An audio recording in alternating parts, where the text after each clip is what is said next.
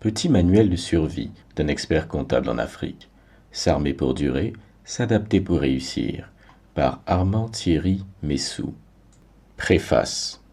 Ce livre n'est pas né dans le confort feutré d'un bureau climatisé, ni dans l'enthousiasme naïf des débuts.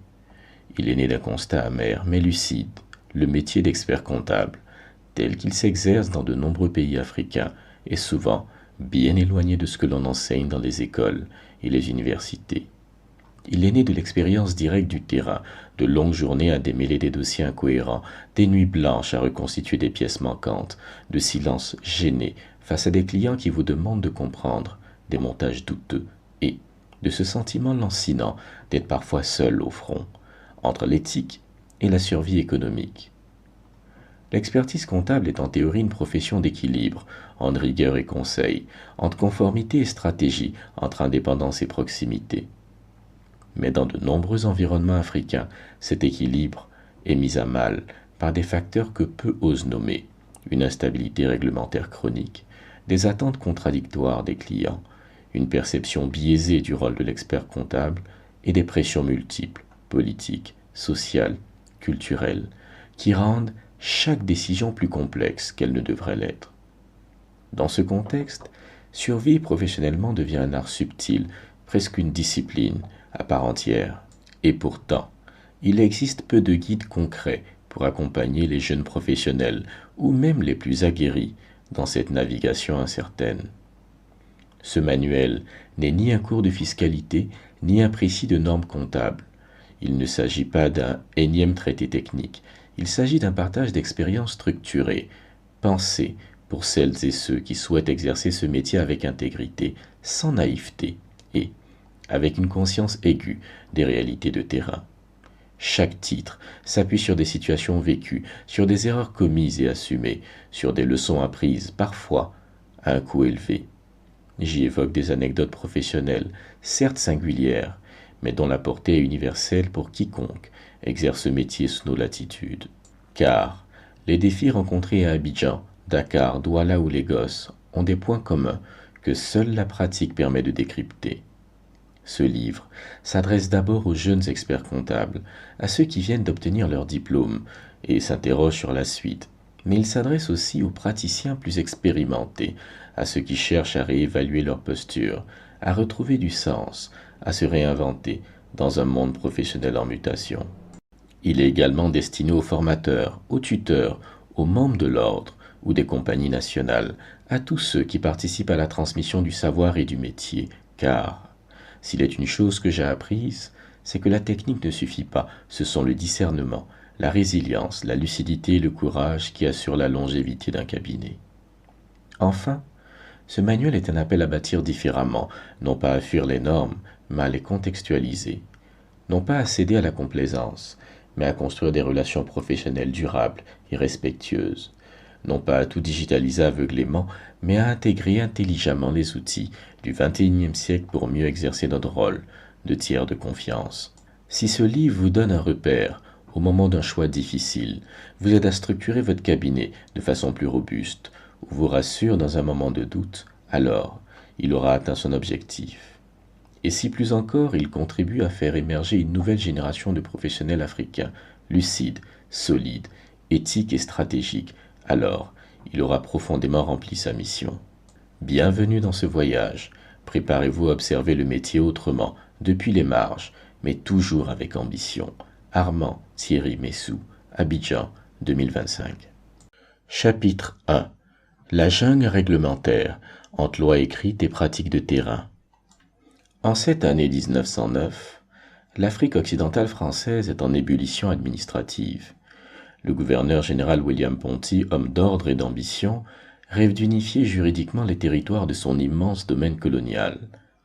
De Dakar à Bamako, de Conakry à Niamey, l'ambition est claire, bâtir une Afrique administrée selon les règles rationnelles du droit métropolitain. Plus de place pour les coutumes locales confuses, pour les arrangements d'arrière-cour, pour les logiques communautaires floues. Il faut une colonne vertébrale juridique, claire, centralisée, normée. C'est dans ce contexte qu'Alfred Mangin, jeune magistrat formé à la faculté de droit de Bordeaux, est affecté à Saint-Louis du Sénégal. Fraîchement décoré pour ses travaux sur la fiscalité coloniale en Indochine, Mangin arrive avec une vision claire. La loi est un outil du progrès et la mission qu'on lui confie est ambitieuse, proposer un cadre fiscal unifié pour les cercles administratifs de l'Afrique occidentale française. Saint-Louis à l'époque est une ville double. D'un côté, le quartier administratif, les écoles, les archives, de l'autre, les marchés, les tentes de fortune, les concessions organisées selon les règles que les administrateurs français peinent à comprendre. Dès ses premières réunions avec les chefs de canton, Mangin perçoit la complexité de la tâche. Ici, l'impôt ne se paie pas toujours en numéraire. Il prend parfois la forme d'un sac de mille, d'un droit de pâturage, d'un service rendu à la communauté. Mangin, méthodique, passe des semaines à cartographier les régimes existants. Il en recense pas moins de 62 types de prélèvements locaux dans les seules régions du Haut-Sénégal. Il note tout, taux, modalités, justifications traditionnelles.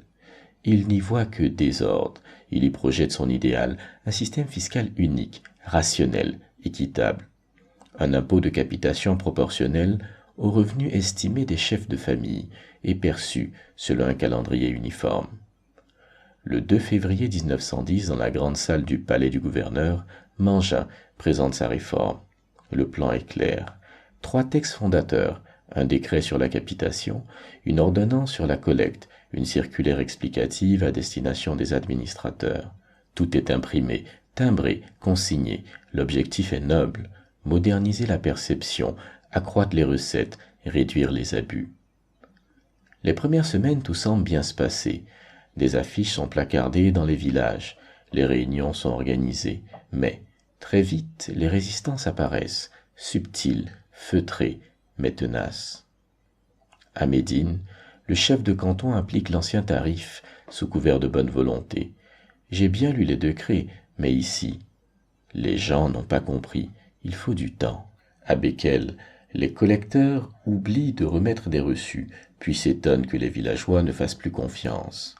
À Key, c'est l'interprétation même du mot revenu qui est mise en cause.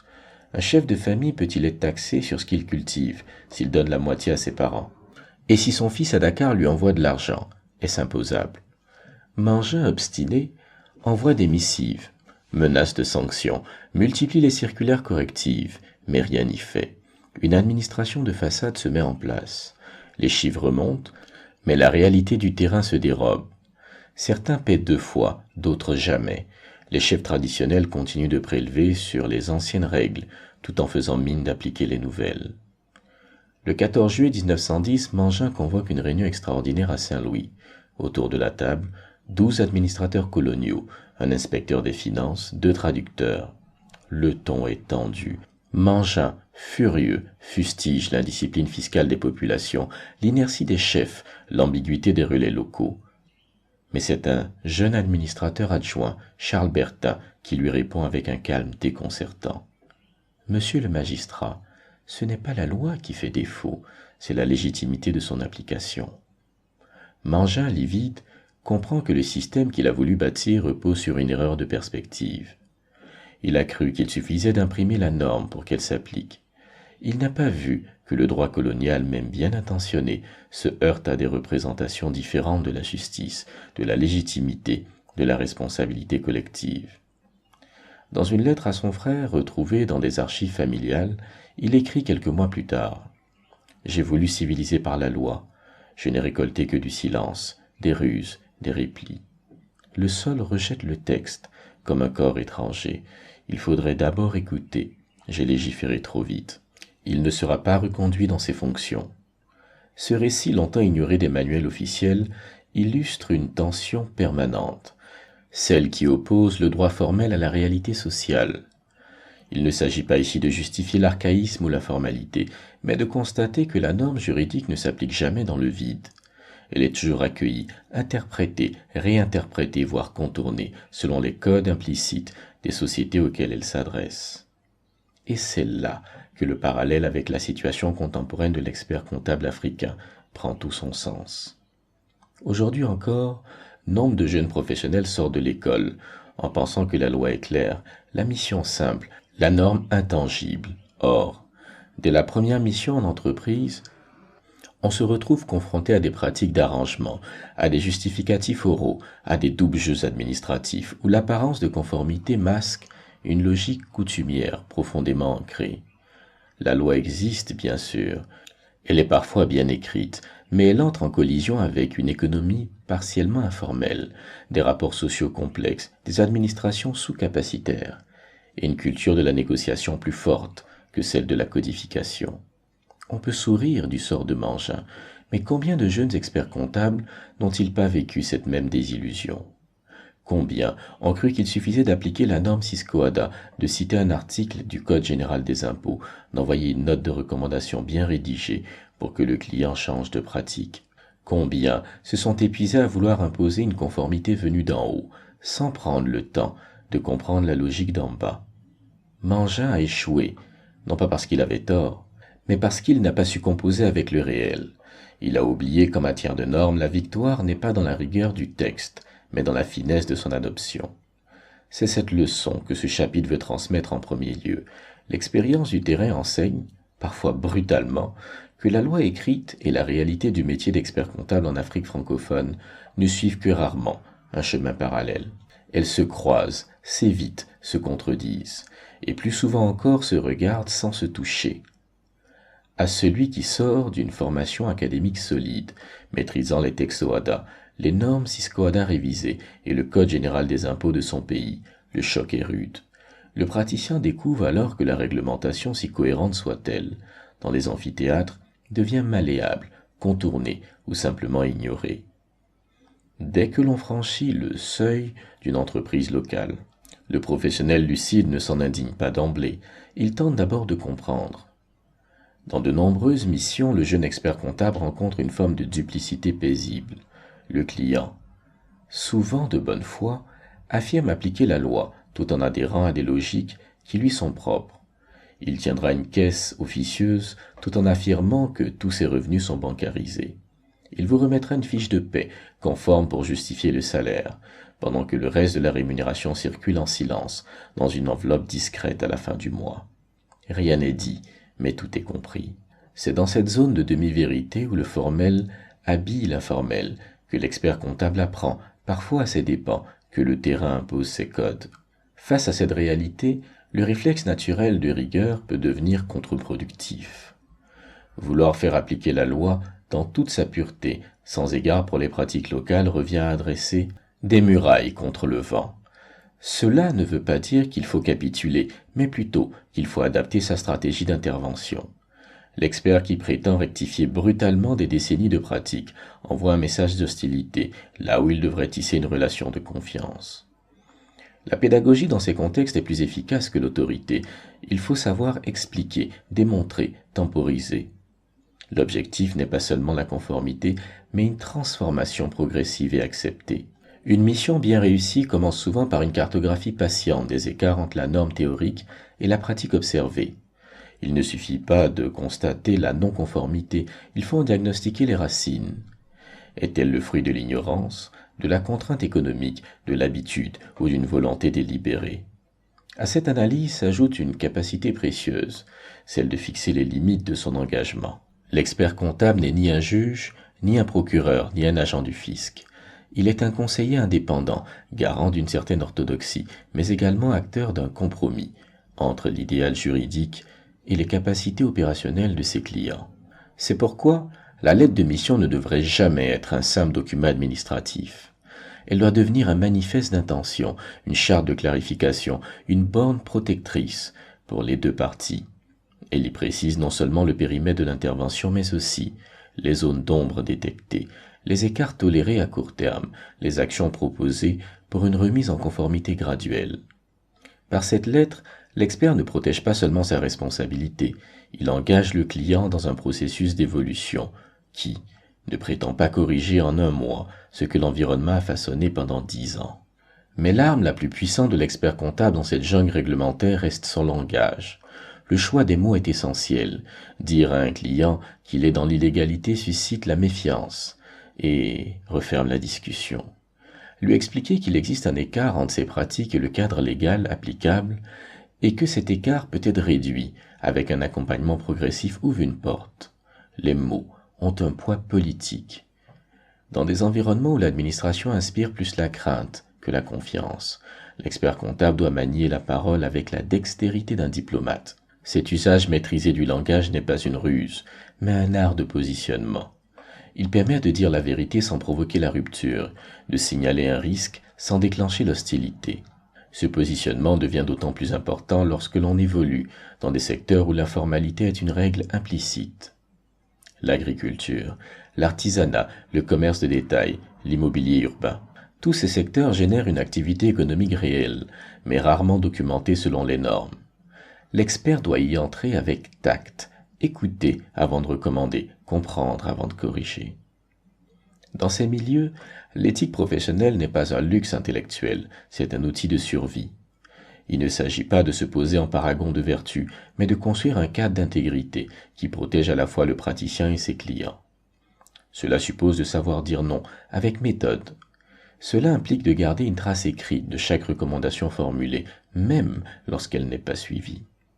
Cela exige parfois de se désengager d'un dossier lorsque les écarts deviennent trop grands, mais ce désengagement, s'il est documenté et respectueux, devient une posture d'honnêteté, et non un acte d'hostilité. Une autre clé souvent négligée réside dans l'anticipation.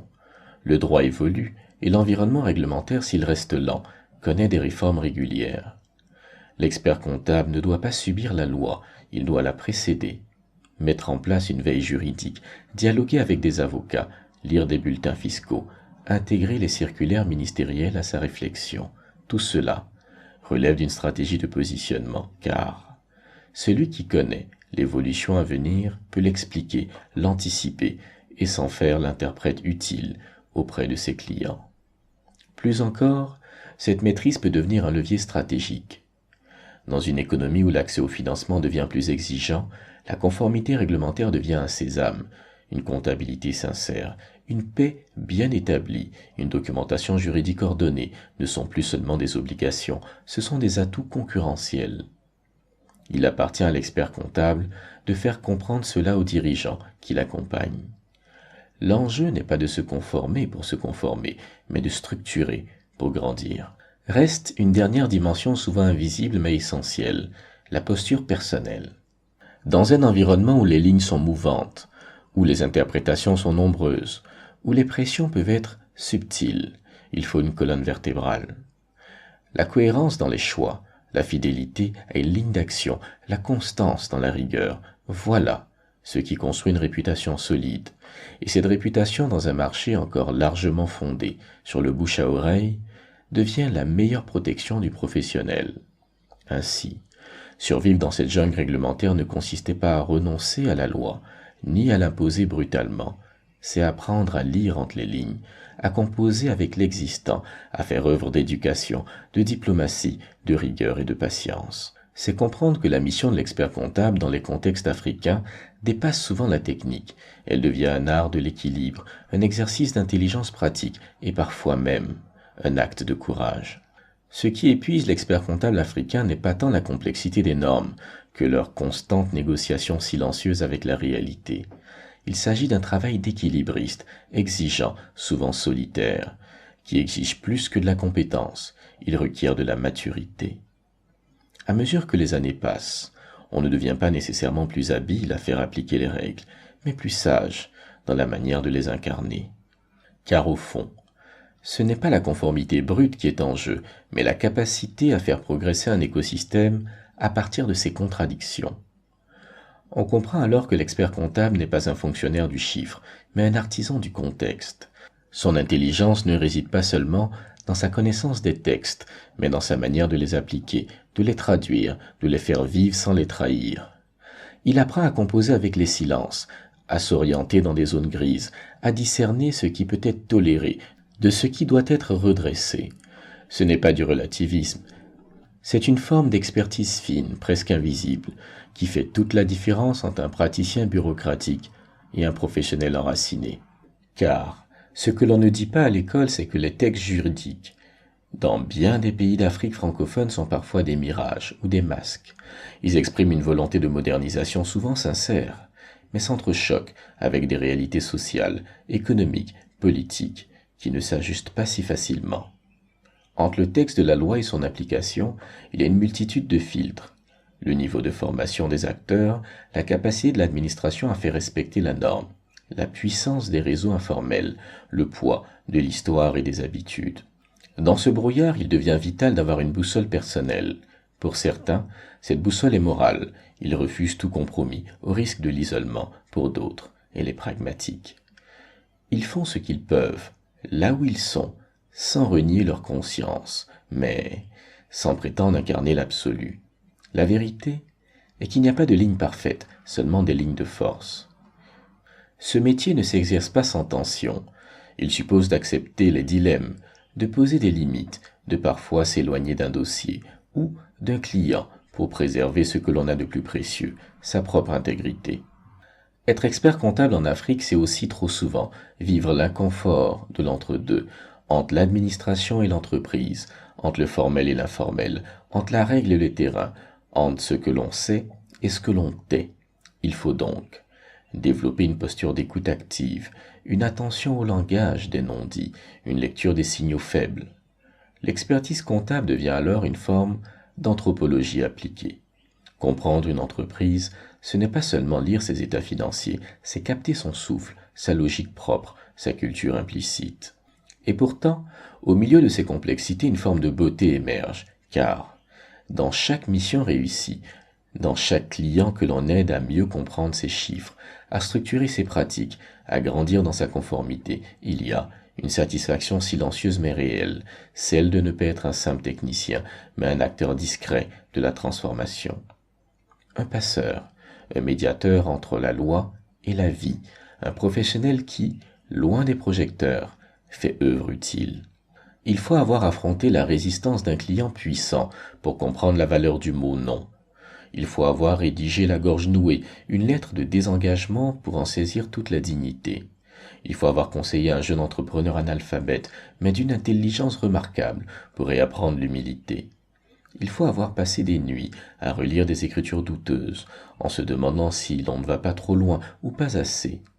Toutes ces expériences accumulées en silence forgent une posture, pas une posture sociale, une posture intérieure. Cette posture-là, aucun diplôme ne l'enseigne.